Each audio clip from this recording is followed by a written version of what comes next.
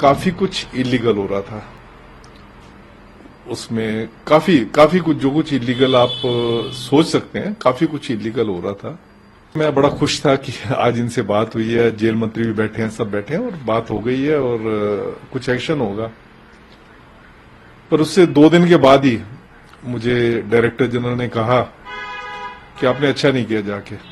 वो अपनी पूरी फैसिलिटी जो है, जैसे वो पूरी की पूरी वैसे की वैसे एंजॉय कर रहा था और जेल प्रशासन पूरा उनके आगे बकल हुआ था। सब चीज इसी की वजह से डिले हुई, क्योंकि मैंने एक आवाज उठाई थी कि इतना गलत हो रहा है जेल के अंदर। खाली एक आवाज उठाने पे इतना उन्होंने। तो राय सहारा जो है, इसने काफी लोगों के पैसा देना था, कई हजार करोड़ रुपया था जो इन्होंने देना था। तो सुप्रीम कोर्ट ने इनको जेल पे भेजा था। तो ये पहले इनको रेगुलर जेल में जो है रखा हुआ था। तो उसके बाद इन्होंने कहा कि उन्होंने होटल्स वगैरह बेचने हैं, तो उससे जो पैसा जनरेट होगा तो उससे वो लेंडर को जो है दे सकते हैं। तो उन्होंने कोर्ट से परमिशन मांगी थी कि इनके होटल्स वगैरह के जो कई बायर जो हैं वेस्टर्न कंट्रीज के हैं, यूरोप के हैं, तो उनसे उसको वीडियो कॉन्फ्रेंसिंग से बात करनी है और जब तक वो बात नहीं करेगी तब तक वो बेच नहीं सकते। तो सुप्रीम कोर्ट ने जेल प्रशासन से पूछा कि इसका क्या इलाज है।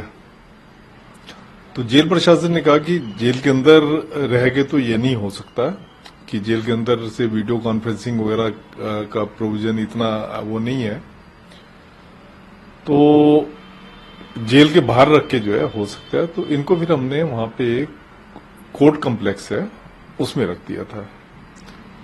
ये कोर्ट कम्प्लेक्स में वीडियो कॉन्फ्रेंसिंग की फैसिलिटी भी थी और इन्होंने अपनी फैसिलिटी भी मंगवा ली थी और वहीं पे सारा एसी कम्प्लेक्स था, तो उसी में ये रात को सोते थे। उन्होंने उसमें सेक्रेटरिएट की भी जो है इसको परमिशन दे दी थी कि टाइप वगैरह करना या और चीजें करनी, प्रपोजल वगैरह भेजने हैं। पर एक लिमिट तक तो जो सुप्रीम कोर्ट के ऑर्डर की जो एक जो जिस था वो था लीगल तरीके से सब कुछ करना था। पर मैंने देखा कि काफी कुछ इलीगल हो रहा था उसमें। काफी कुछ, जो कुछ इलीगल आप सोच सकते हैं, काफी कुछ इलीगल हो रहा था। उससे पहले मुझे दिल्ली हाई कोर्ट ने बुलाया था और दिल्ली हाई कोर्ट ने बताया कि जेल में आजकल एक्सटॉर्शन की, ब्राइबरी की काफी ज्यादा शिकायतें आ रही हैं।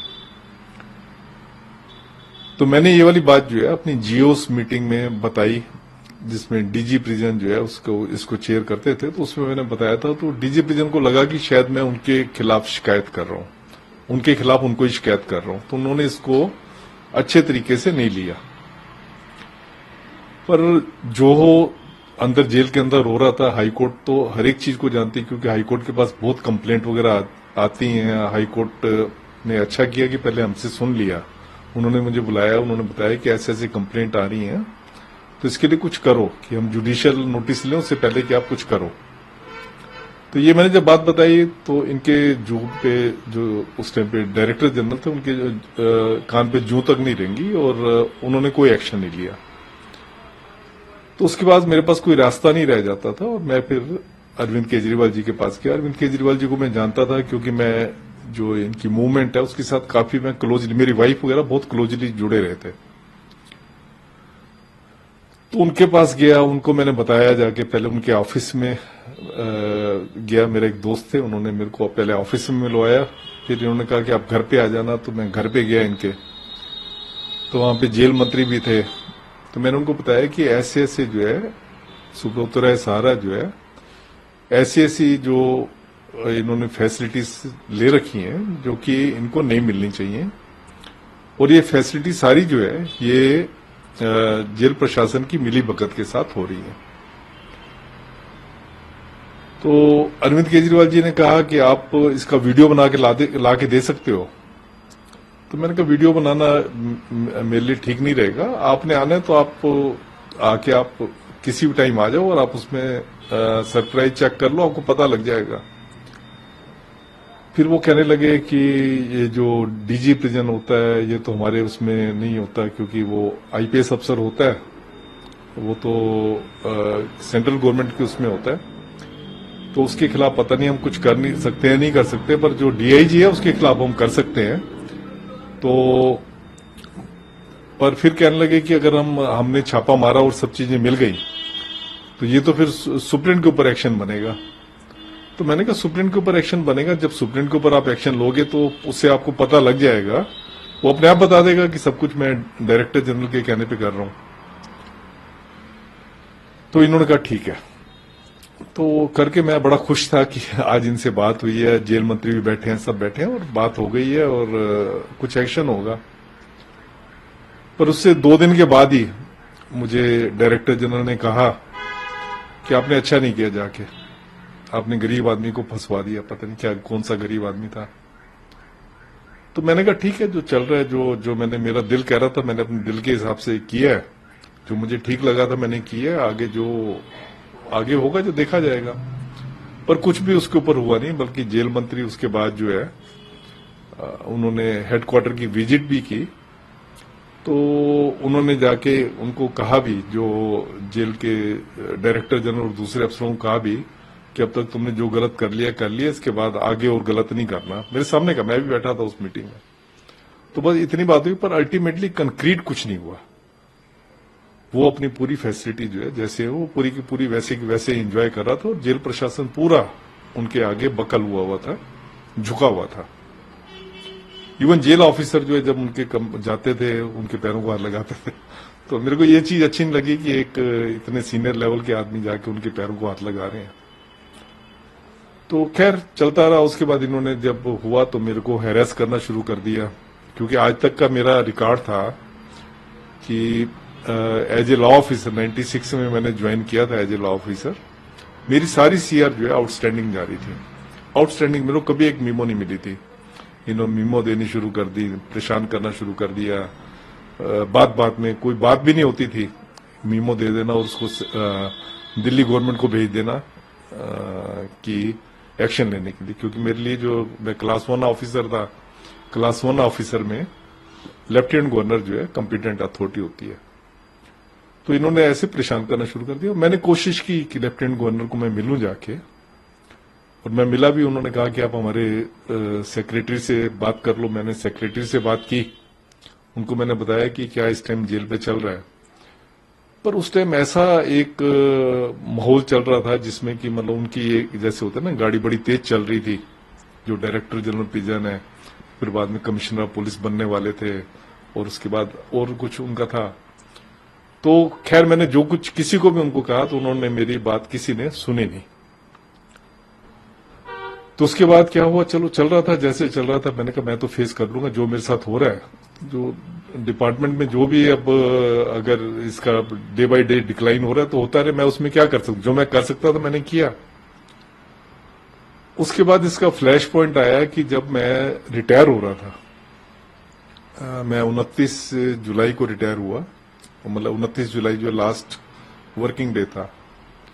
22 जुलाई को मुझे 15 पेज की सभी की चार्जशीट दे दी, जिसमें कि ये लिखा हुआ था कि कोई 10 साल पहले हमने कोई कोर्स वगैरह चलाए थे, तो उसमें इरेगुलरिटी थी, हमने कुछ खरीदा था तो उसमें परमिशन लेनी चाहिए थी, यहां से वहां से लेनी चाहिए थी, वो मैंने नहीं ली। जबकि मेरा तो कोई ऐसा काम नहीं था, ना मेरा अकाउंट्स का बैकग्राउंड है।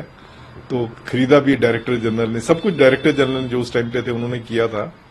तो उन्होंने मुझे चार्जशीट दे दी जस्ट हैरेस करने के लिए। तो करीब करीब 4 या 5 साल तक ये चार्जशीट वगैरह चली। उसके बाद सरकार ने चार्जशीट को वापस ले लिया, एक्सोनेट कर दिया मुझे। पर जो 5 साल मैं इतना परेशान रहा, मेरा घर के जो और कामकाज थे, बेटी की शादी करनी थी और कुछ, सब चीज इसी की वजह से डिले हुई, क्योंकि मैंने एक आवाज उठाई थी कि इतना गलत हो रहा है जेल के अंदर। खाली एक आवाज उठाने पे इतना उन्होंने किया, पर मुझे पता था ऐसा करो तो ऐसा होता है। तो अल्टीमेटली गवर्नमेंट ने जब उसको विड्रा कर लिया, एक्सोनेट कर दिया मुझे, तो मुझे हुआ कि चलो कि एक सत्य की तंग जरूर होता है सत्य बोलने वाला, पर जीत आखिर सत्य की होती है। फैसिलिटी जैसे है, जैसे आपने वीडियो कॉन्फ्रेंसिंग की फैसिलिटी दे दी, वो तो ठीक है, आपने वीडियो कॉन्फ्रेंसिंग की फैसिलिटी दे दी, पर उसके साथ साथ मैं देखता था एयर होस्टेस जो उनकी सहारा एयरलाइन की थी, वो जाती थी वहां, घंटों उनके पास बैठी रहती थी। मैंने खुद वहां पे विस्की वगैरह की बोतल पड़ी हुई देखी थी।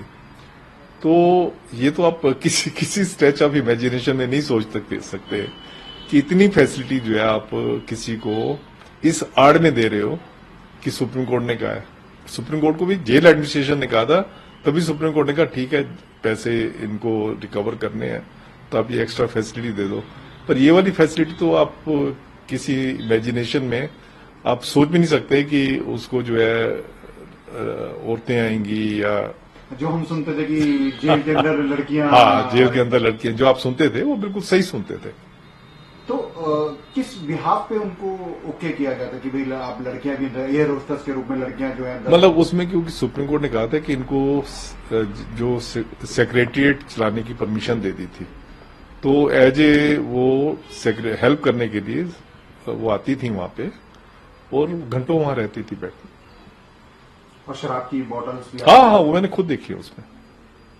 तो चाहे वो शराब की बोतल हो, चाहे वो लड़कियों वाली बात हो, क्या आपने अरविंद केजरीवाल, हाँ, मैंने अरविंद केजरीवाल जी को सारी बात बताई मैंने जाके, पर मुझे लग रहा है कि शायद एक तो ये क्योंकि जो आईपीएस ऑफिसर होते हैं वो सेंट्रल गवर्नमेंट से आते हैं, तो शायद उनको ये था कि वो कर नहीं पाएंगे, या उन्होंने कंप्रोमाइज किया इससे।